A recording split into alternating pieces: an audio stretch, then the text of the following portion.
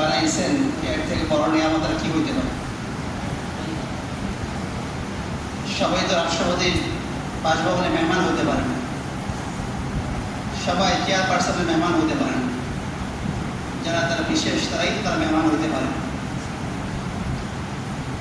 আল্লাহ পাক আপনাকে আমাকে, আপনার মতো আমার মতো গুনাহগার বান্দাকে আহকামুল হাকিমিন তার নিজের ঘরে মেহমান বানাই দিন থেকে শুকিয়ে দেয়।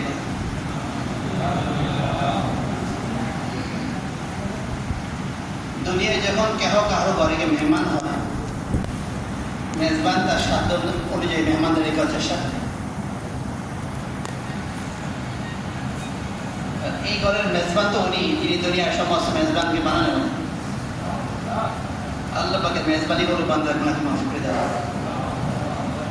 আমরা আসছি, বসছি, দিলে বোধ আশা রাখা এই অল্প সময়ে বসলে এই কালকে আমাদের ময়দানে নাজাতের উসিলা পেতে হবে। দামি হইতে সময় লাগে না তো ভাই দোস্ত, দামি হইতে সময় লাগে না।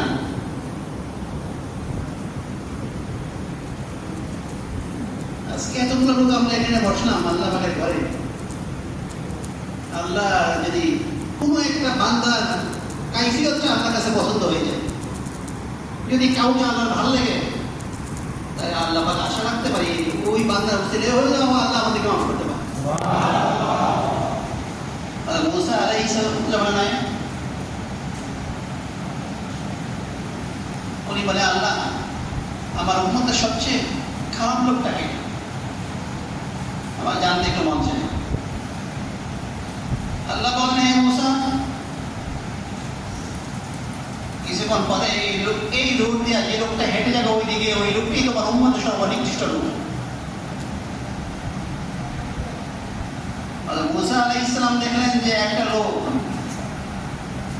একটা বাচ্চাকে কাঁধে করে নিয়ে ওই দিকে রওনা হয়ে যাইতেছেন। ওই দেখে বুঝলেন এটাই আমার উম্মতের সর্বনিকৃষ্ট লোক। কিছুক্ষণ পরে আবার দোয়া করে, আল্লাহ আমার উম্মতের সবচেয়ে ভালো লোকটাকে, নিকৃষ্ট পাইলাম, আল্লাহ আমার উম্মতের উত্তম লোকটাকে। বলে, মুসা সূর্য অস্ত যাওয়ার পরে যেই লোকটা এই রাস্তা দিয়ে হেঁটে ওই দিকে যাবে ওই লোকটাই তোমার উম্মতের সর্বোৎকৃষ্ট লোক।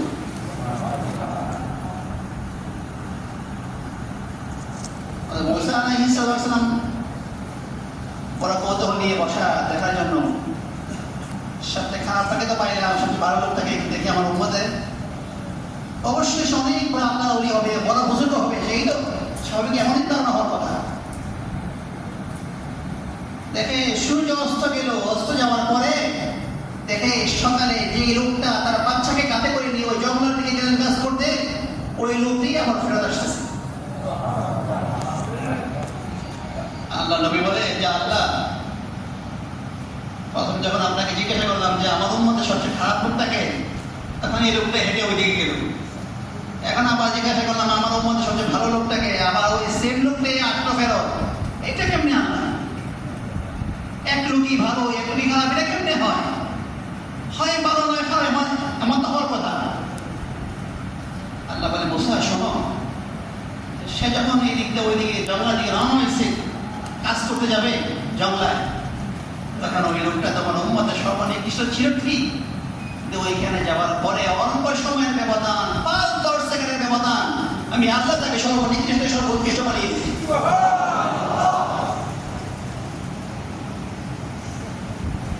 ওই লোক তার বাচ্চাকে নিয়ে গেলেন জঙ্গলায় কাজ করতে, লাকড়ি কাটতেছেন, বাচ্চাকে পাশে বসাইলেন, বাচ্চা পাশে বসল।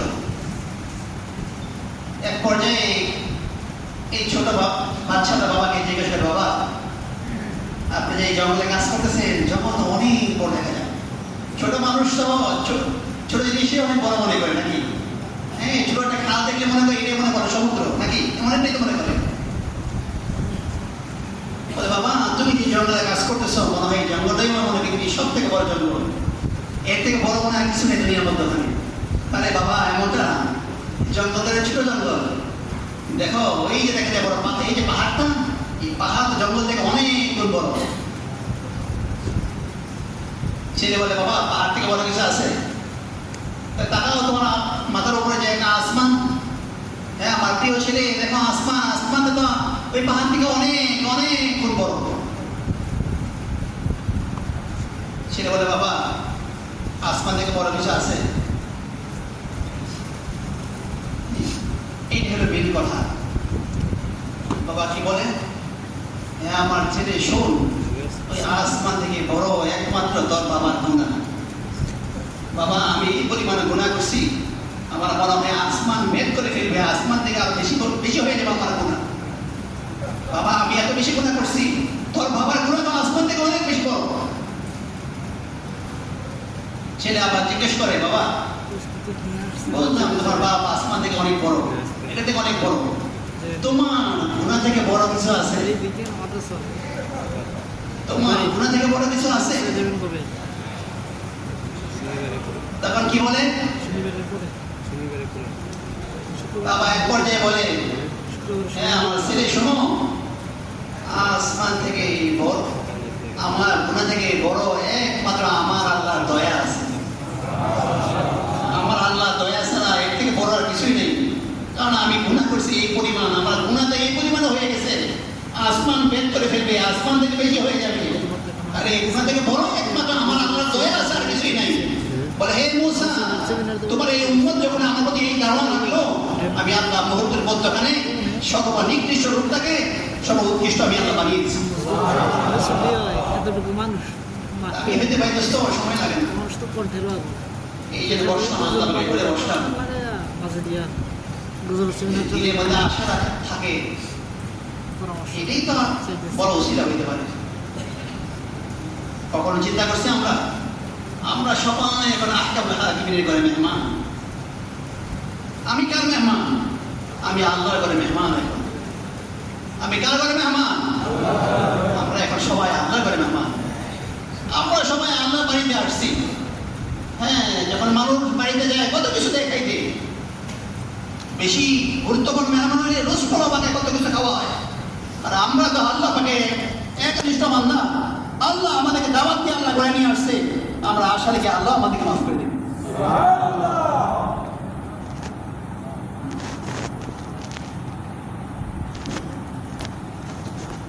এই জন্য ভাই দোস্ত আল্লাহ বলে এহসান করছে, এই যে আমি দিল থেকে শুকরিয়া আদায় করি। আজকে তো শুকরিয়া আদায় কেমন করবো এটাও বোঝে না, শুকরিয়া আদায় করবো এটাও বোঝে না। হ্যাঁ একবার নামাজ পড়লে মনে হয় অনেক কিছু করে ফেলছি। একবার আল্লাহ নবী সাল্লাল্লাহু আলাইহি ওয়াসাল্লাম আম্মা জান আয়েশা রাদিয়াল্লাহু আনহা একই বিছানার মধ্যে শহীদ, একই খাটের মধ্যে শহীদ।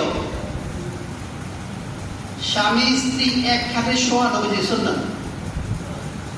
স্বামী স্ত্রী এক খাটে শোয়া নবীজির সুন্নাত। দেখবেন অনেক এলাকাতে আছে স্বামী এক খাটে শোয়, বিবি আরেক খাটে শোয়, এটা নবীজির সুন্নাতের খেলাফ। অনেকগুলো বই বেরিয়েছে, আরব সাহিত্য অনেকগুলো বই লিখিত আসছে নবীজি শয়নের অবস্থা কেমন, অনেকগুলো লেখা বই আসছে। আমরা এগুলো একটু মোতালা করি। কেন সুন্নাত? যদি স্বামী স্ত্রী, এখন বোঝা বেশি সহজ, ওই জমানা বুঝতে কষ্ট ছিল, এখন তো বোঝা সহজ বেশি। কেন? যদি স্বামী স্ত্রী ভিন্ন খাটে শোয় তাহলে আল্লাহ পাক প্রত্যেকের মনের মধ্যে ওখানে কুমন্ত্রণা ঢুকাই দেবে। এটা এখন সহজ। কেমনে সহজ? আল্লাহ না করুক আপনি স্বামী একখানে শুয়েছেন, আপনার বিবি আরেকখানে শুয়েছে, অনেক সময় মানুষ ঘুমাতে কথা বলে না। এখন যদি আপনি ঘুমাই কথা বলেন, আপনার বিবি পাশে রুম থেকে বলবে তুমি রাত্রে ফোনে কার সাথে কথা বলছিলে।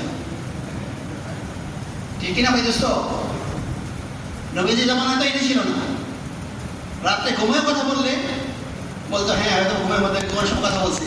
কিন্তু আজকে আপনি যাবে কোথায়? দুনিয়া উন্নতি হয়েছে না, আমাদেরকে অকারেশে মধ্যে ফেলছে। রাত্রে ঘুমে আপনি কথা বলছেন, পাশ থেকে বিবি কি বলবে? রাত্রে তুমি কার সাথে কথা বলছো? মোবাইল চেক করে যদি দেখে ডায়াল নাম্বার নাই, তো বুঝি কথা আবার নাম্বার কেটে দিয়েছো। কি বলতেছিলাম? আল্লাহ নবী আর আম্মা জান আয়েশা রাদিয়াল্লাহু আনহা একই খাটের মধ্যে শহীদ।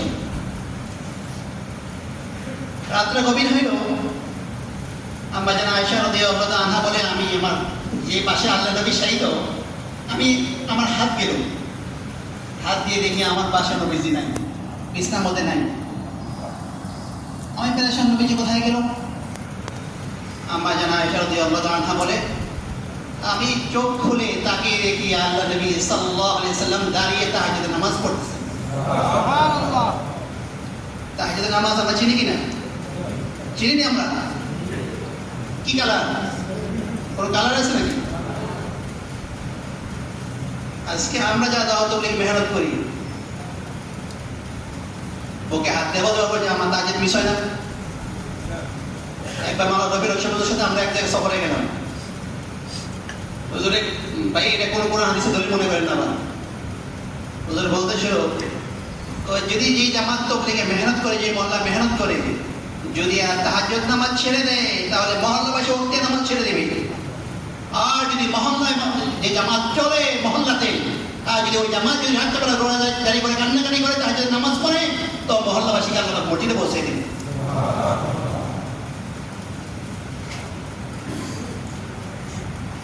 তাহাজ্জুদের নামাজ তো এখন বিশেষ কিছু হয়ে গেছে।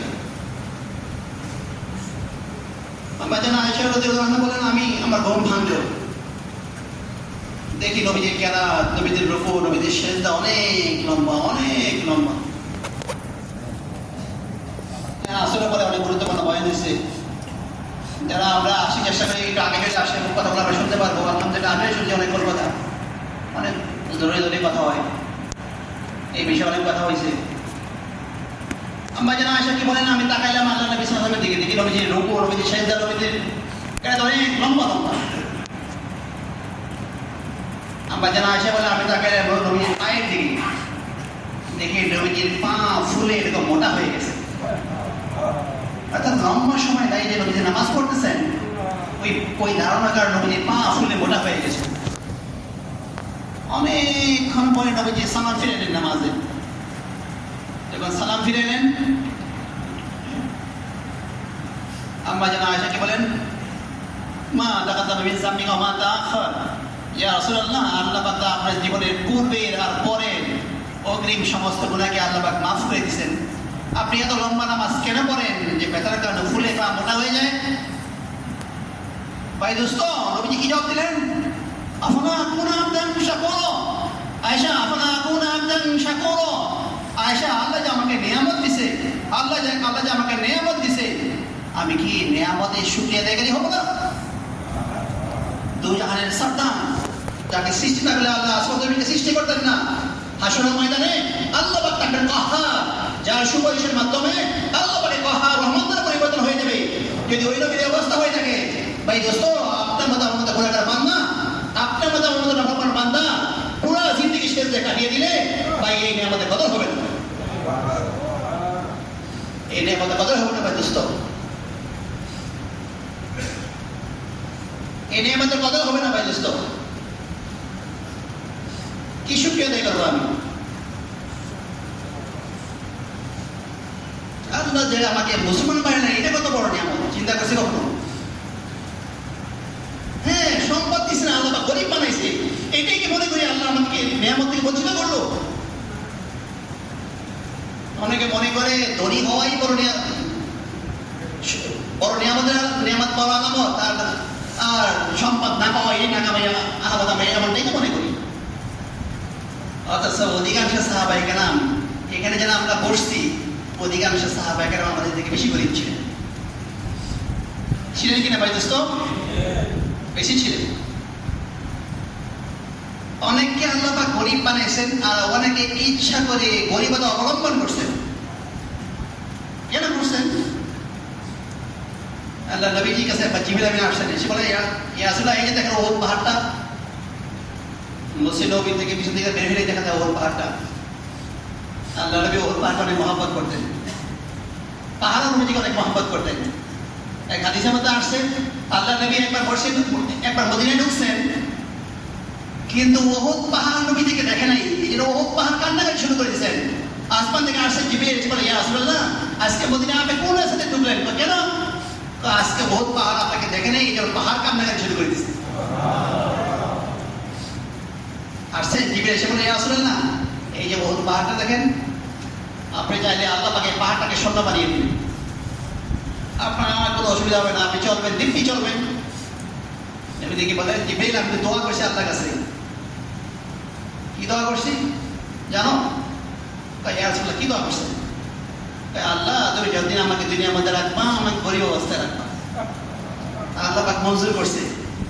আর যেই দিন হাসরের ময়দানে উঠাইবা আমাকে, আল্লাহ তুমি আমাকে গরিবদের সাথে আমাকে উঠাইবা। যারা গরিব হয়েছি দিল থেকে শুকরিয়া আদায় করা, যাদেরকে আল্লাহ গরিব পাইছে দিল থেকে শুকরিয়া আদায় করা, আমাদের সাথে হাসর হওয়ার জন্য নবীজি আল্লাহর কাছে দোয়া করছেন। কত বড় কথা!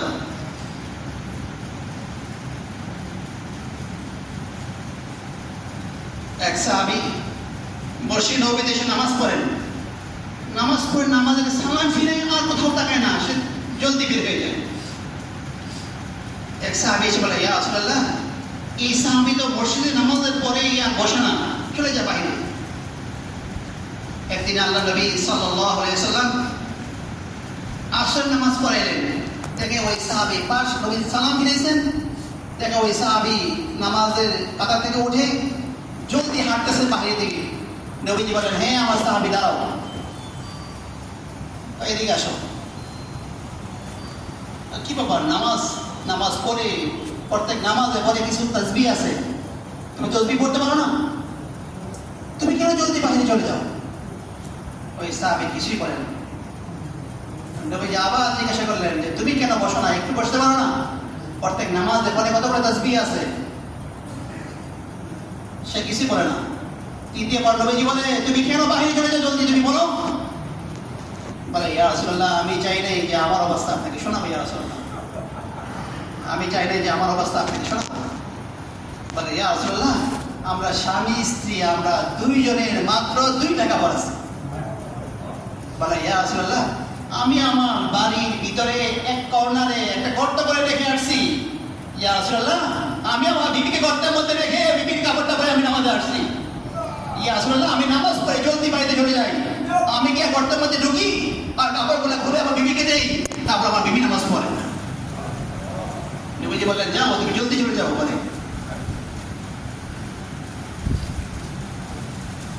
ওই সাহাবী চলে গেলেন। কিছুক্ষণ পরে আল্লাহ নবীর কাছে এক ওট বোঝাই কাপড় হাদিয়া আসলো আল্লাহ নবীর কাছে। হাদিয়া আসার পরে ওই উটটাকে এক জায়গায় বসাবে ওই সাহাবী। নবীজি বলেন, হ্যাঁ আমার সাহাবী উটটাকে এখানে বসাও না, যাও ওই উটটাকে নিয়ে যাও ওই সাহাবীর বাড়িতে, যে একটু আগে এসে তার ঘরের অবস্থা আমাদেরকে শোনাইলো, সবগুলো কাপড় তাকে হাদিয়া দিয়ে আসো। এই সাহাবী গেলেন তার বাড়িতে, তার বাড়ির সামনে উটটাকে বসাইলেন। বসানোর পরে এই যে উট বসতেছে, একটা আওয়াজ এসেছে, আওয়াজ শুনে ওই সাহাবী ঘর থেকে বের হইলেন। কিসের আওয়াজ হয়? যে আল্লাহ নবী তোমাদের জন্য কাপড় হাদিয়া বানিয়েছে। এখন স্বামী আর ওই হাদিয়া যে লোক নিয়ে আসছেন ওনার সাথে কথা বলতেছেন, এই আওয়াজ শুনে ওনার বিবি ঘর থেকে বের হয়ে আসছে। বলে, কিসের আওয়াজ হয়? এখানে লোক কোত্থেকে আসছে? স্বামী বলে যে আল্লাহ নবী আমাদের জন্য কাপড় হাদিয়া বানিয়েছে। আল্লাহ পাক মনে হয় আল্লাহ নবী জামানায় সাহাবাদেরকে যেমন নবীজির মতো করে বানাইছে, এদের থেকে আরো মনে বিশেষ খাস করে আল্লাহ পাক নবীজি জমানায় মা বোনদেরকে নবীজি জমানার উপযুক্ত করে আল্লাহ পাক এদেরকে করে বানাইছে। আল্লাহ পাক কেমন করে বানাইছে? বিবি কি বলে যে আমাদের ঘরে কাপড় নাই, এই খবর নবীজি কাছে কেমনে বসতো? আমাদের ঘরে কাপড় নাই, নবীজির কাছে কেমনে বসতো? স্বামী কি বলে? স্বামী বলে, দেখো আমি চাই না এই নবীজিকে আমাদের ঘরে অবস্থা শোনাবো, কিন্তু নবীজি আমাকে বারবার জিজ্ঞাসা করতেছে, এই জন্য আমি না বলে পারি নাই। বিবি কি বলে, আল্লাহর কসম, যদি তালাক দেওয়ার মালিক আমি থাকতাম তোমাকে আজকে তালাক দিয়ে দিতাম। তুমি কেন আমাদের অবস্থা নবীজিকে শোনাই না? আমি চাইছি যে আমরা এই অসুবিধার মধ্যে আছি, আমাদের অবস্থা তুমি কেউ না জানো, হাসর মাঠ কায়েম হবে, আমরা আল্লাহ পাকের সামনে দাঁড়াবো ওই অবস্থায় যে আমাদের তো অসুবিধা কারো ছিল না। ওই দিকে সব থেকে উত্তম কথা আল্লাহ পাক আমাদেরকে দিয়ে দিত। তুমি কেন নবীজিকে বলো? কেন বলো নবীজির কাছে? এটা কথা তো ওরকমই ছিল। অধিকাংশ সাহাবায়ে কেরাম অবস্থা আমাদের থেকে বেশি খারাপ ছিল দুনিয়ার হাইসিয়ত। সাহাবাদের মাত্র কোটি কয়েকজন সাহাবী ধনী ছিলেন, আর অধিকাংশ সাহাবায়ে কেরাম তো গরিবই ছিলেন। আবার অনেকে গরিবতা অবলম্বন করছেন, আবার অনেকে ইচ্ছা করে গরিবতা অবলম্বন করছেন। কেন? এরা জানছেন আজকে গরিব হবো, তো হাসরের মাঠে নবীজি দোয়া করছেন যে গরিবদের সাথে হাসর হওয়ার জন্য। আমি গরিব, তা আমার সাথে নবীজি হাসর হবে, কত বড় কথা। একবার আল্লাহ নবীর কাছে একটা গরিব সাহাবী আসলেন, এসে বলে, ইয়া রাসূলুল্লাহ, আমার বাড়ির বাউন্ডারির উপরে আরেকজনের খেজুর গাছ পেকে খেজুর আমার জমিনে পড়ে। ইয়া রাসূলুল্লাহ, আমি তো গরিব, কিন্তু কখনো কখনো আমার বাচ্চা ওই খেজুর ওইখান থেকে হাতে মাঝে মাঝে একটা খেজুর কুড়াই আমাকে দিয়ে দেয়। তাই ইয়া রাসূলুল্লাহ, ওই গাছের মালিকের দিল এত শক্ত, আমার বাচ্চা আমাকে আঙ্গুল থেকে বের করে নিয়ে যায়। ইয়া রাসূলুল্লাহ, আপনি একটু তাকে একটু বলে দেন, আপনি একটু তাকে বলে দেন। সে ছিল মুনাফিক। নবী তাকে খবর দিলেন, সে আসছে, বলে তোমার গাছটা আমাকে দিয়ে দাও। বলে না, আমি গাছ, তোমার গাছটা আমাকে আমাকে বিক্রি করে ফেলো। না, আমি বেচবো না। তোমার গাছটা আমাকে দিয়ে দাও, তোমাকে আমি একটা জান্নাতের গাছ তোমাকে দিয়ে দিব। সে না, বেচবে না, কারণ সে মুনাফিক। সে জান্নাতের গাছ সে কি বলবে? দেখেন, মুনাফিকরা সর্বদা দুনিয়াকে বিশ্বাস করতো, দুনিয়াকে চাইতো। মুনাফিকদের আলামত অনেকগুলো। গাজারি রহমতুল্লাহ একটা মুনাফিকদের বিষয়ে একটা বই লিখছেন। ওই বইটা পড়লে আমার কাছে এখন মনে হয় যে আমরা ঘর থেকে মুনাফিক লিস্টের মধ্যে আমরা পড়ে যাবো। এই জন্য আজকে যারা এখানে পড়ছি, সবাইকে আল্লাহ পাক মুনাফিক থেকে আল্লাহ মুক্ত করে দেন। বলে না, আমি বেচবো না। সে চলে গেল। পাশেই বসা আবু দাহদা রাদিয়াল্লাহু তাআলা আনহু, কি নাম পাইতেছ? আবু দাহদা না, কিন্তু আবু দাহদা রাদিয়াল্লাহু তাআলা আনহু। উনি শুনছেন, শুনে ওই পিছন দেখতে সামনে আসছেন নবীর কাছে, এসে বলে, ইয়া রাসূলুল্লাহ, আপনি যে জান্নাতের কাছে ওয়াদা করছেন, এটা কি তার সাথেই খাস, নাকি যদি আমরা ব্যবস্থা করে দিই আমাদের সাথে একই ওয়াদা? নবীজি বললেন, যে ব্যবস্থা করবে তার সাথে একই ওয়াদা। সে গেলেন তার বাড়িতে, এবার তোমার গাছটা আমাকে দিয়ে দাও। না, দেবো না। বিক্রি করো। বেচবো না। তুমি আমাকে চিনো?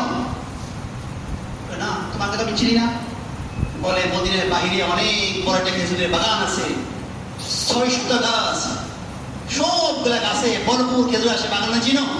চিনবো না বাগান, এটা মদিনা বড় ব্যবসায়ী আবু দাহদার বাগান। আরে আমি তো আবু দাহদা। তোমার গাছটা আমাকে দিয়ে দাও। না, আমি বেচবো না ভাইরা। তুমি পুরা 600 গাছের বাগান তুমি নিয়ে নাও, ওই একটা গাছ আমাকে দিয়ে দাও। 600 গাছের বাগান তাকে দিয়ে দিলেন, ওই একটা গাছ নিয়ে নিলেন। তারও বাগান একটাই ছিল। আসলেন নবীজির কাছে, এসে বলে, ইয়া রাসূলুল্লাহ, আপনি ওই সাহাবীকে ডেকে এনে গাছটা তাকে দিয়ে দেন। তুমি কেমন তাকে রাজি করাইলেন? তুমি তাকে কেমন রাজি করাইলেন? বলে, ইয়া রাসূলুল্লাহ, আপনি জানেন না যে আমার একটাই বাগান, ওই এক বাগানের খেজুর বিক্রি করি সারা বছর চলি। আমাদের পাহাড়ি এলাকার মতো আমরা লটকল এক সিজন বিক্রি করি, সারা বছর চলি। মদিনার সাথে আল্লাহ পাক দুনিয়া মিলাই দিয়েছেন, আমরা দোয়া করি আখিরাত আমাদের সাথে আল্লাহ পাক মিলাই দিন। আমরা লটকল এক সিজন বিক্রি করি, সারা বছর চলি মদিনায়। বলে, ইয়া রাসূলুল্লাহ, আপনি জানেন যে আমার একটাই বাগান, ওই বাগান খেজুর বিক্রি করি সারা বছর চলি। মাঝখানে ঋণ হয়ে গেলে আবার বছর শেষে বিক্রি করে আবার ঋণও দেই, আমি সারা বছর চলি। ইয়া রাসূলুল্লাহ, যখন আপনি বলছেন জান্নাতের গাছ, চিন্তা করলাম দুনিয়া বাগান দিয়ে আমি কি করবো। ইয়া রাসূলুল্লাহ, আমি পুরো বাগান তাকে দিয়ে দিছি ওই জান্নাতের একটা গাছের আশায়। নবীজি বললেন, আবু দাহদা, আমি দেখতেছি আল্লাহ পাক তোমাকে জান্নাতের বড় বাগান তোমাকে দিয়ে দিছে। আবু দাহদা নবীজির কাছে উঠলেন, রওনা হলেন বাগানের দিকে। কারণ মদিনা আরবের অবস্থা হলো এদের সিজনে তারা ফ্যামিলি বউ বাচ্চা নিয়ে বাগানে চলে আসে পাহা দেওয়ার জন্য।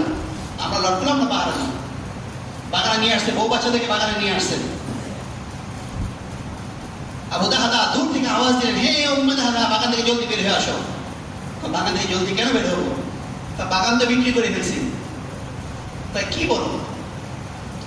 আপনার সাপোজ ধরলাম শিবপুর শহরে যারা আছেন, আপনার একটা বিড আছে বাজারে, যদি একটা বিডের মাসিক ভাড়া দিয়ে আপনি সারা বছর চলেন, হ্যাঁ মার্কাদা এসে ভালো লাগছে, বিডটা মার্কাদা নামে দিয়ে আপনি চলে গেছেন বাড়িতে, আর রাত্রে গিয়ে যদি বাসায় গিয়ে কন যে ওই বিডটা আছে, বিডটা দিয়ে দিচ্ছি বাজার মসজিদ নামে, আপনার বিবির অবস্থা কি হবে? আর এই আবু দাহাদা বিবির অবস্থা কি হয়েছে দেখেন, আমাদের মধ্যখানে আর সাহাবাদের মধ্যখানে এটাই তফাৎ, এটাই পার্থক্য। আবু দাহাদা কি বলে? বাগান থেকে জলদি বের হয়ে আসো। বলে বাগান থেকে জলদি কেন বের হবো? তো বাগান তো বিক্রি করে ফেলছি। তো কি বলো, কিছু বললাম না বিক্রি করে ফেলছো?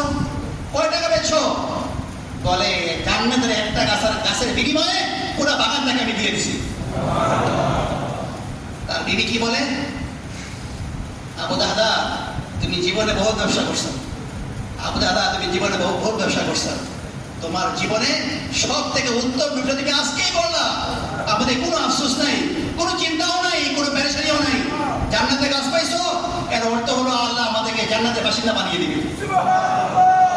জান্নাতে গাছ পাওয়া মানে জান্নাতে জায়গা পাওয়া, জায়গা পাওয়া মানে জান্নাতে ঘর আল্লাহ পাক মিলাই দিবে। এটাই ছিল সাহাবাদের অবস্থা।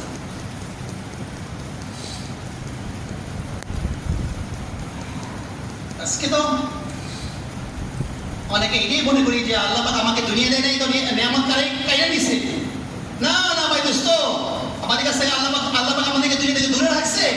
আর তা আল্লাহ পাক চায় যে তোকে আমি দূরে রাখছি, আমার হাবিবকেও দুনিয়া থেকে দূরে রাখছি। আমি চাই তোরা দুনিয়ায় কষ্ট কর, আর হাসরটা আপনার হাবিবের সাথে তোর হয়ে যায়। ঠিক কিনা ভাই দোস্ত? আজকে আমার দুনিয়া হাতছাড়া হয়ে গেলে খারাপ লাগে, আর দুনিয়া আসলে ভালো লাগে। সাহাবায়ে দুনিয়া আসলে পেরেশান হইতেন, চলে গেলে ভালো লাগতো। তালহা ইবনে উবাইদুল্লাহ রাদিয়াল্লাহু আনহু বাসায় আসলেন, ঘরের ভিতরে ঢুকতেছে, ওনার বিবি দেখে ওনার চেহারা পেরেশানি সাম। বলে আমি কি আপনার নেককার বিবি না? আমি কি আপনার ভাগ্যগত স্ত্রী না? আপনি বাসার ঘরের ভিতরে ঢুকলেন কিন্তু চেহারা পেরেশান কেন? বিবির দিকে তো তাকায় মুচকি হাসি দেবেন। ভাই সন্তান আর বিবি এরা কিসের জিনিস জানেন? সন্তান আর বিবি কি জিনিস? আল্লাহ পাক দোয়া শিখেছে, রব্বানা হাব লানা মিন আজওয়াজিনা ওয়া যুররিয়্যাতিনা কুররাতা আয়ুন ওয়াজআলনা লিল মুত্তাকিনা ইমামা। আল্লাহ বলে যে স্বামী আর আল্লাহ বলে স্ত্রী আর সন্তানরা আমি আল্লাহ বানাইছি চোখের শীতলতা। ওই সাহাবী তালহা ইবনে উবাইদুল্লাহর স্ত্রী কি বলে? আপনি ঘরে ঢুকলেন কিন্তু চেহারা পেরেশান কেন? আপনার চেহারা তবে হাস্যজ্জ্বল আমার দিকে তাকাইলেন, কারণ আল্লাহ বলছেন স্বামী, আল্লাহ বলছেন স্ত্রী আর সন্তানরা চোখের শীতলতা, কিন্তু আপনার মধ্যে পেরেশানি ছাপ কেন? কি বলে? দেখো তুমি আমার ভাগ্যগত স্ত্রী ঠিক আছে, আমি পেরেশান তো এই জন্য না। কেন পেরেশান? বলে আমার কাছে কিছু টাকা আসছিল, টাকাগুলো এখন আমার পকেটে রয়ে গেছে, এই জন্য পেরেশান। আমি টাকা বলে কি করবো? বিবি কি বলে আপনি কিসের জন্য পেরেশান হন? আমাদের বিবিরা কি কইতো, অসুবিধা কি করে রাখেন না, সামনে কোনো অসুবিধা হলে কাজ রাখবো না। হ্যাঁ কয়েকদিন পরে বাচ্চা যদি সিজার লাগে, মেডিকেল লাগে, কাজ লাগে, টিয়া কই পাইবেন আগে জমান। বান্দা যেমন ধারণা করে আল্লাহ ওরকম মুআমালা করে। আপনি সিজারে ধারণা করছেন, আল্লাহকে যা যেমন ধারণা করছ আমি সিজার লাগাই দেবো তোরে। ঠিক কিনা ভাই? বিবি কি বলে? আপনি কেন পেরেশান হবেন? যান আপনি নিকট আত্মীয় দিকে ডাকতেন, আপনি নিকট আত্মীয় দিকে ডাকতেন, রাত্রে তাহলে দিয়ে দেন। উনি বাহিরে গেলেন, গিয়া নিকট আত্মীয় দিকে ডাকলেন, সবাই আসার পরে সব করে টাকা থেকে হাতিয়ে দিয়ে দিলেন। ঘরে আসছেন, হঠাৎ কিছুক্ষণ পর আরেক লোক আসছে, এসে বলে হ্যাঁ তালহা শোনো, আমি তোমার আত্মীয় হই, আমি তোমার দুঃসম্পর্কে আত্মীয় হই, আমি তোমাকে আত্মীয়তা দোহাই দিয়ে বলি আমাদের কিছু টাকা পয়সা দাও, আমার খুব প্রয়োজন। তালহা ইবনে উবাইদুল্লাহ বলে দেখো আমার কাছে এই আত্মীয়তার রেফারেন্সে এই বলতো আমার কাছে কেউ টাকা চায় নাই, কিন্তু তুমি যে টাকা চাইছো আমার কাছে কোনো কিছুই নাই, কিন্তু তোমাকে আমি মাহরুম করবো না, তুমি শুনে রাখো আমার ওইখানে একটা বড় জায়গা আছে, ওই জায়গাটা আমি ওসমান ইবনে আফফানের কাছে চাইছিলাম বিক্রি করতে, উনি 3 লক্ষ টাকা দাম হাঁকাইছিল, ওনার কাছে বিক্রি করে নাই। তুমি শোনো, তুমি চাইলে জায়গাটা নিয়ে যাও, যদি এটাকে তুমি কষ্ট মনে করো, তুমি দাঁড়াও, আমি ওসমানের কাছে বিক্রি করে টাকা নিয়ে আসি, সব টাকা আমি তোমাকে দিয়ে দেবো। এটা সাহাবাদের অবস্থা। সাহাবাদের দুনিয়া আসতে পেরেশান হইতেন, আর আমাদের দুনিয়া চলে গেলে পেরেশান লাগে। সাহাবাদের মা আখের ছুটলে খারাপ লাগতো, তা আমরা আখেরকে 1 নম্বরে রাখি না, আমরা দুনিয়াকে 1 নম্বরে রাখি। ভাই দোস্ত, দুনিয়া আজকে দুনিয়াকে আমি এত কিছু মনে করতেছি, দেখেন না দুনিয়া আচরণটা কেমন, দেখেন না দুনিয়াটা কেমন।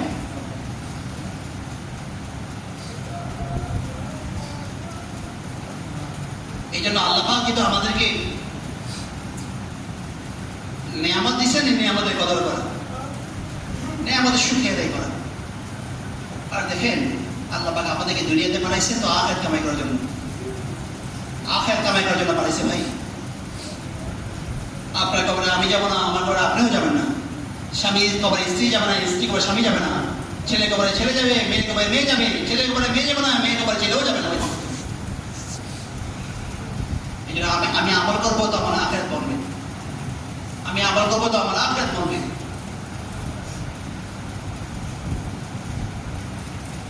নিজের জিন্দগি তৈরি হয় নামাজ দ্বারা, নিজের জীবন বনে নামাজ দ্বারা। আমি নামাজ ঠিক করে ফেলবো তো আমার জীবন সুন্দর বনবে, আমি নামাজ পড়বো তো আমার জীবন বনবে, আমার আখলাক ভালো হবে তো জীবনের মধ্যে আল্লাহ সৌন্দর্য আল্লাহ দিয়ে দিবে।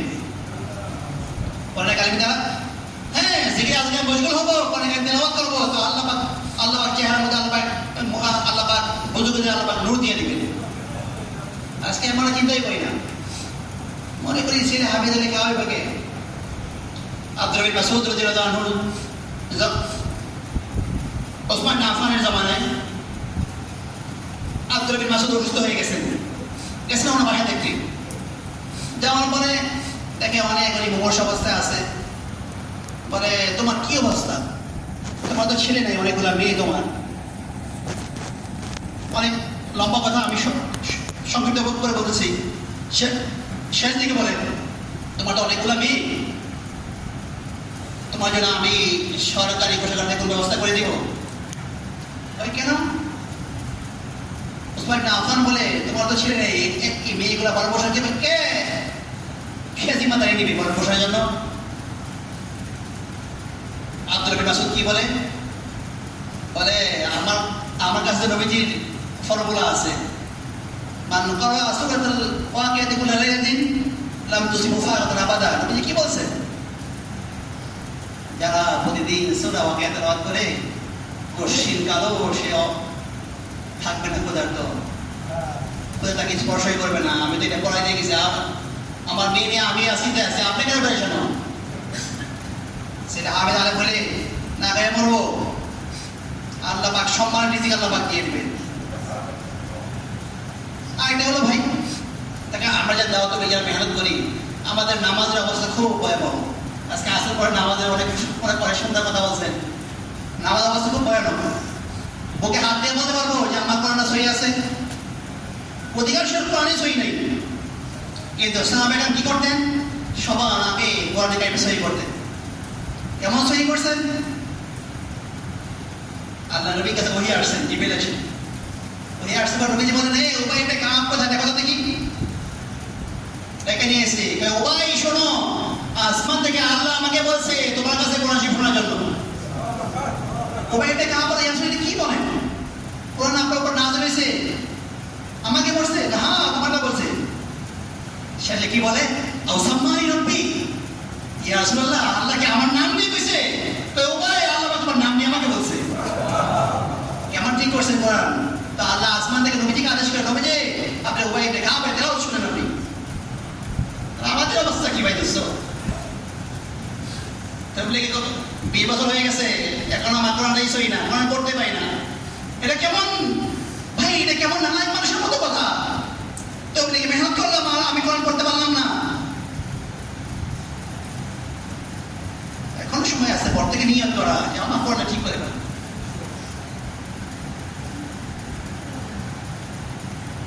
আর হলো নিজের আখলাকটাকে ভালো করে ফেলা ভাই দোস্ত, নিজের আখলাকটাকে ভালো করে ফেলা। সবচেয়ে ধরা খেয়ে যাবো আমরা আখলাকে লেগে।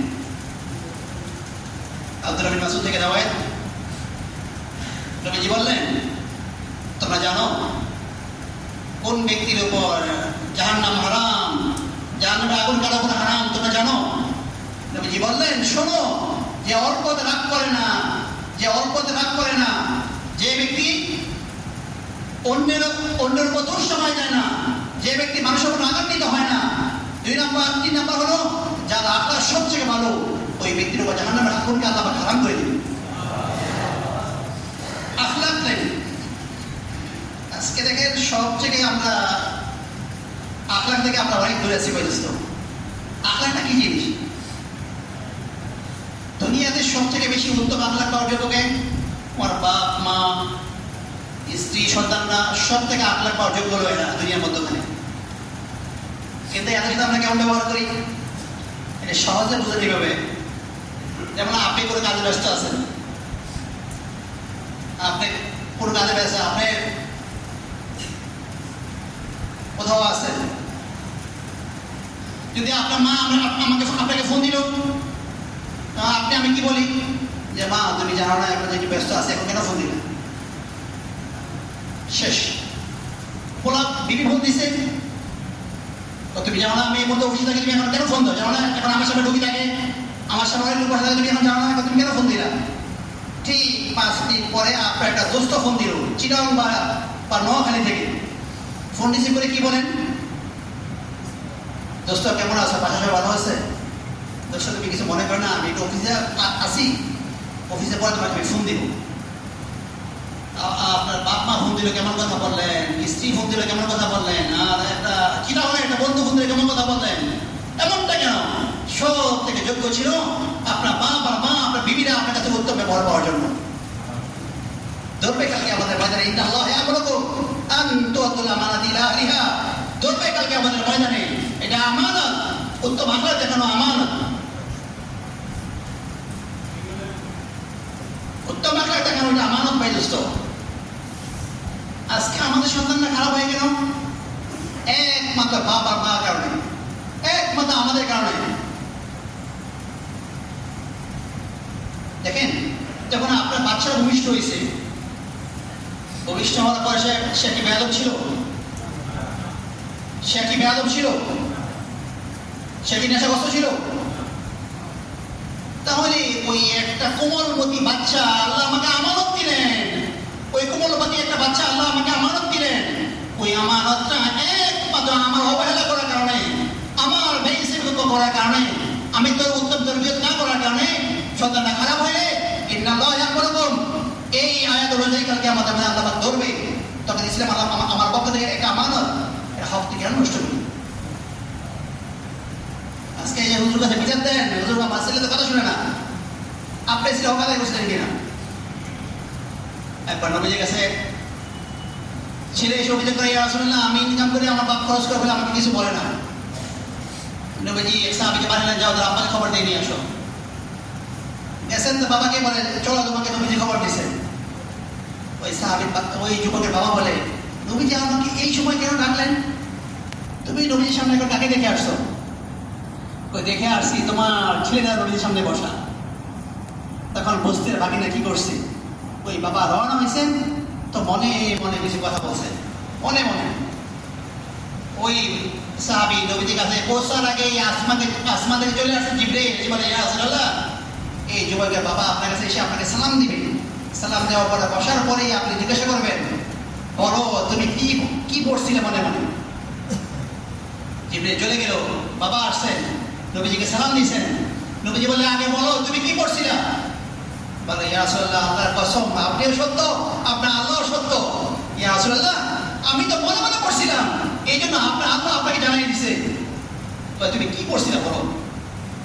তুমি যে মনে মনে কি কথা পড়ছিলা, তোমার ওই কথায় আল্লাহ পাকে রহমতের মধ্যে আল্লাহ পাকে জোর চলে আসছে। বলে, ইয়া রাসূলুল্লাহ শর্ট করে বলতে সময় কম। বলে, ইয়া রাসূলুল্লাহ আমি যখন বিয়ে শাদী করি নাই তখন দোয়া করতাম যে আল্লাহ আমাকে একটা উত্তম বিবি মিলাই দাও। আল্লাহ পাক মিলাই দিয়েছেন। তখন স্বামী স্ত্রী উভয় মিলে দোয়া করে যে আল্লাহ আমাদেরকে একটা নেককার সন্তান দিয়ে দাও। আল্লাহ পাক এটা ইয়া রাসূলুল্লাহ আল্লাহ পাক আমাদেরকে এই সন্তানটা দিলেন। যখন সন্তান হইলো তখন আমরা স্বামী স্ত্রী উভয় মিলে এটা দোয়া করতাম, আমরা চিন্তা করতাম আমরা বাঁচবো তো এই সন্তানের জন্যই বাঁচবো, যা কিছু করবো ওই সন্তানের জন্যই করবো। হ্যাঁ, এবার এই আছে সব কিছু ইনকাম করি, বাচ্চার জন্য ইনকাম করি, মনে মনে ভাবতাম যে আজকে বাচ্চা ছোট, একসময় বাচ্চা বড় হবে, আমরা বয়স্ক হয়ে যাবো, তো বাচ্চা আমাকে মুখে খাবার তুলে খাওয়াবে, আমার খেদমত করবে, বড় আশা।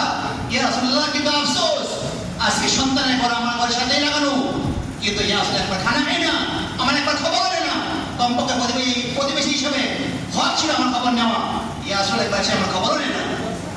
এই কথাগুলি বলতেছে, তাকে দেখে নবীজি চোখ দিয়ে পানি পড়তেছে। নবীজি রাগান্বিত হয়ে গেলেন, নবীজি দাঁড়ায় গেলেন, দাঁড়ায় গিয়ে ওই যুবকের কাপড়ে ধরলেন, এইভাবে ধরলেন, কালাতে যায় না, নবীজিকে এইভাবে ধরলেন, ভাই হে যুবক শোন, আনতা ওয়া মালুক লিআবি, আনতা ওয়া মালুক লিআবি, তুই শুনে না, তোর জীবনের মালিক আর তার সমস্ত মা যাতে ইনকাম করো এই সকলের মালিক তোর বাবা। আপনি ইনকাম করেন, আপনার সম্পদের মালিক আপনার বাবাকে, বাবা এমনি হয়ে যাবে। এই জন্য ভাই এই সন্তানগুলো আমারও আদায় করা, হক আদায় করা। এই আখলাক খারাপ হইলে আমার সন্তান আমার হাতছাড়া হয়ে যাবে, বিবি হাতছাড়া হয়ে যাবে। এই জন্য সর্বোত্তম ভক্ত এরা। আর আল্লাহ আপনাকে আমাদের উম্মতে মুহাম্মাদি বানিয়েছে, সত্যি বড় নিয়ামত পাইছিস তো। এই জন্য কি দোয়া করছে আল্লাহ কাছে, কালকে আমাদের ময়দানে আমাকে আল্লাহ কি শান দিবে না আছে। কালকে আমাদের ময়দানে যখন উম্মত এই উম্মত যারা জান্নাতে রওনা হবে, দেখবে আল্লাহ পাক এদের চেহারাকে নবীদের মতো বানিয়ে দিবে, বলবে এটা কোন জামানার নবী। নবীরা যে সিলমোহর থাকা লাগে, সিলমোহর তো নাই, কাজ আইয়া কোনো নবীয়ান, নবীরা ঠিক, কিন্তু নবী ওরা কাজ করতে করতে আল্লাহ পাকে দেখে এই সম্মানকে এই পর্যায়ে পৌঁছেছে। যদি নবী হওয়ার রাস্তা থাকতো, সবাইকে আল্লাহ পাক পর্যায়ে কবে নবী বানায় পাঠাই দিতেন। আল্লাহ পাক ওই শান দিয়ে আপনাকে আমাকে বানাইছে। এই জন্য এই দিনকে নিয়ে মেহনত করবো, আল্লাহ চমকাই দিবেন, আল্লাহ পাক চমকাই দিবেন। ভাই কেমনে চমকাবে আপনি কল্পনা করতে পারবেন। আল্লাহ পাক এই কাজ তো ভাই মানুষকে দিয়েও করেছে, মাত্র দিয়েও আল্লাহ পাক করেছে।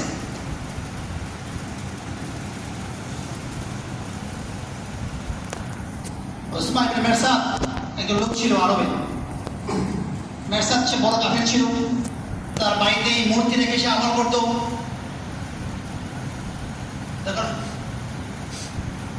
আব্বাস, তার বাবার নাম ছিল মেরসাদ। মেরসাদ যখন মারা যায়, তার ছেলে আব্বাসকে ডেকেছে, আব্বাস এদিকে আমার তো মনে হয় বয়স হয়ে গেছে, আমি মারা যাবো, দেখ আমার যখন যা প্রয়োজন ছিল এই মূর্তির কাছে আমি বলতাম, এখন আমি চলে গেলে এই মূর্তি তোর কাছে দিয়ে গেলাম, তোর যখন যা প্রয়োজন তুই মূর্তির কাছে চেয়ে নিস। এ কথা বলে মেরসাদ মারা গেছে। তো আব্বাস চলতেছে, একদিন কি একটা অসুবিধার মধ্যে পড়ছেন, বলে এখন আমি কি করবো, কিছু খুঁজে পায় না। হঠাৎ মনে হইল, আরে আমার আব্বা না মনে লাগে আমাকে একটা মূর্তি দিয়ে গেছেন। আব্বাস গেলেন মূর্তির রুমে।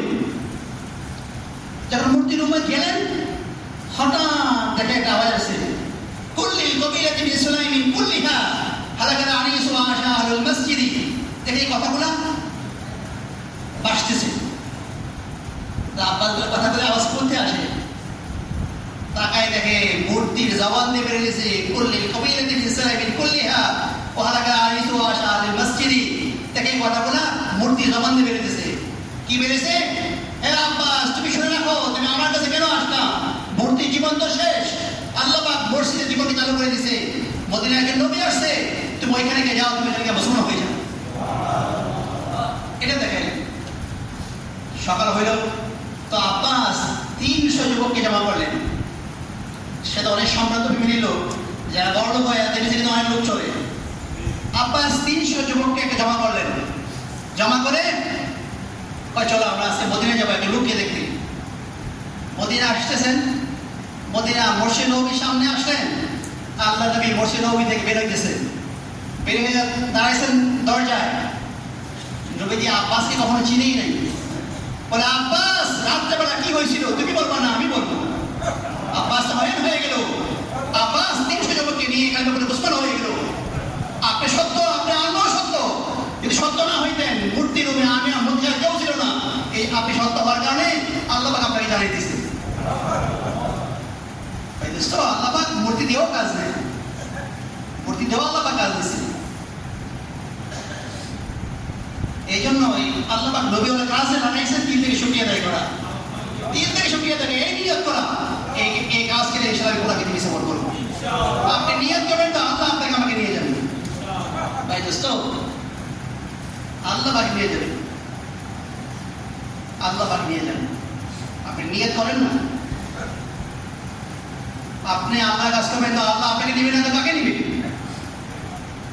কাকে নিবেন?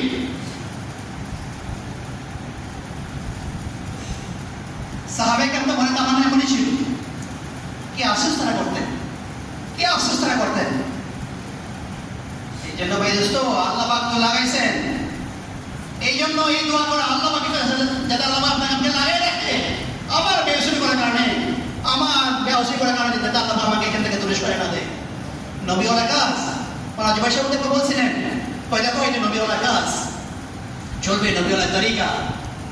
তাই কেউ যদি বেউসুরি করে, তুমি আটার খামিরা বানাইছো, যদি চুল থাকে ভিতরে টানতে যেমন বের হয়ে আসে, চলে যায় একটু লাগে না, ঠিক আল্লাহ পাক এই কাজ থেকে এরকম ধাক্কা দিয়ে ফেলে দিবে, তুমি কল্পনা করতে পারবে না।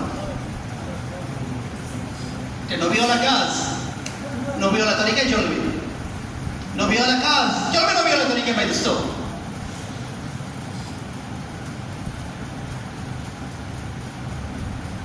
ভাই যখন এই কাজ চালু হয়ে যায়, আল্লাহ পাক কাকে ঈমান দিবেন করতে আপনি বলতেও পারবেন না। নবী একজন সাহাবী সুমামা রাদিয়াল্লাহু আনহু, সে আমার কট্টর কাফির ছিল, নবীজি এলান করছেন তাকে যেইখানে পাবে তাকে হত্যা করবা। একদিন সাহাবায়ে কেরাম মদিনাতে পাহারা দিতে লাগলেন, হঠাৎ দেখে একজন লোক হাঁটতেছে, সাহাবায়ে কেরাম তাকে ধরলেন, কেউ তাকে চিনে না, মনে করছে গুপ্তচর, তাকে এনে মসজিদ নববীর পিলার সাথে বাঁধছেন। নবীজি আসছেন মসজিদ নববীতে, তো এটাকে গায়ে আসলাম, কাউকে চিনি না, কাছে এসে দেখে নবীজি দেখে, আরে এটা তো সুমামা, তুমি তাকে মানলা না, আমি তো আগে বলছিলাম তাকে যেখানে পাইবা তাকে হত্যা করবা, কিন্তু এখন আর মাইল না, কিন্তু নিয়ে এসে এখন আর মাইল না, বেঁধে রাখো। আর সাহাবাদেরকে বলেন, শোনো, কেউ তোমাকে কষ্ট দিও না, তাকে তোমরা কেউ কষ্ট দিও না, আর আমার উন্নতি থেকে দুধ গ্রহণ করে তাকে দুধ পান করাই।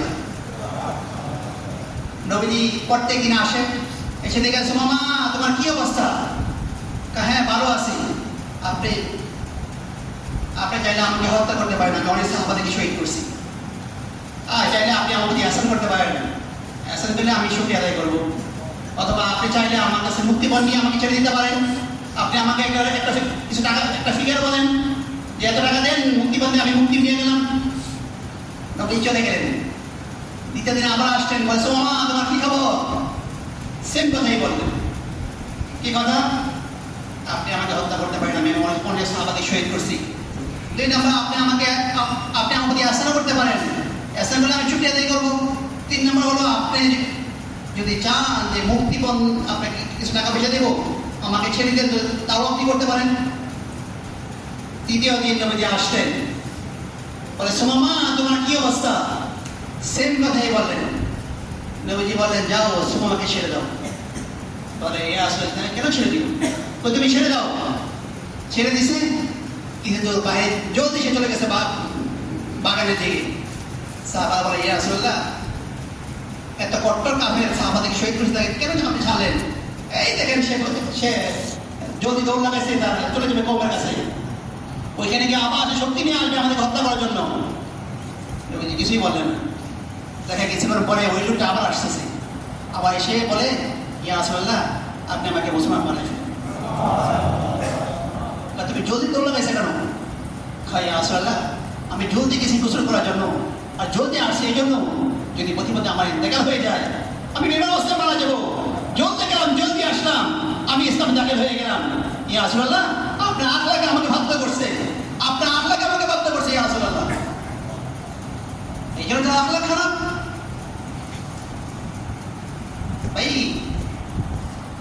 আখলাক দিয়ে কাজকে আল্লাহ চালাবেন, আখলাক দিয়ে কাজকে আল্লাহ চালাবেন।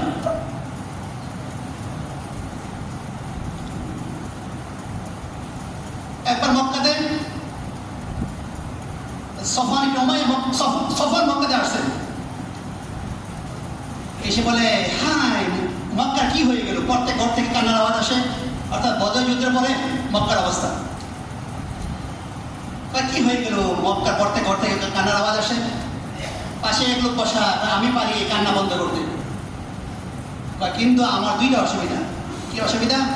আমার কাছে অনেকগুলো ঋণ আছে, এই ঋণগুলো আমি শোধ করতে, আমার অনেকগুলো ঋণ আছে।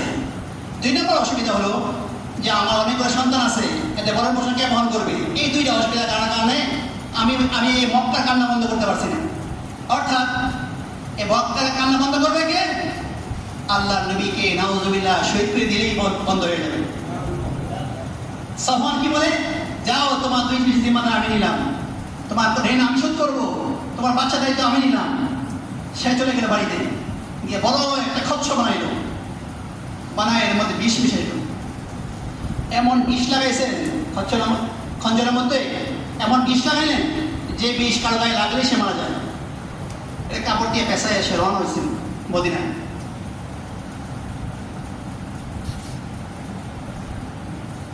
সাহাবারা বলে, ইয়া রাসূলুল্লাহ, একজন অপরিচিত লোক তাকে শেষ করে দিব। না, কাছে আসছিল, তাকে ধরলেন, ধরে দেখে যে কাপড়ের মধ্যে বড় খঞ্জর পেছানো, খঞ্জর সহ নবীর কাছে নিয়ে আসছেন।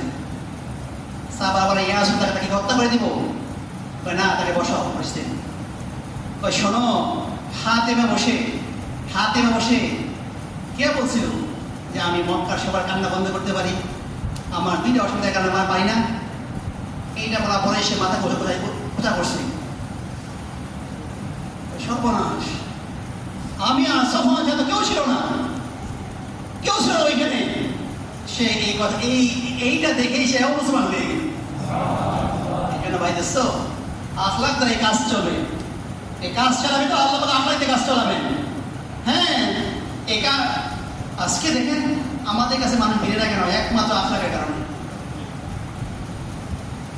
যাদের আখলাক খারাপ তাদের কাছে মানুষ ভিড়বে না।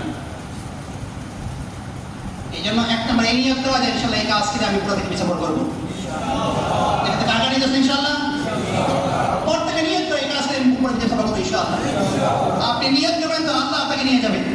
আজকে যদি পাক্কা নিয়োগ করেন, এই হ্যাঁ আমি দাওয়াত তবলিগ নিয়ে ইনশাল্লাহ আমেরিকা সফর করবো, লন্ডন সফর করবো, সুইজারল্যান্ড সফর করবো, হ্যাঁ এশিয়া মহাদেশ সফর করবো, ইউরোপ সফর করবো।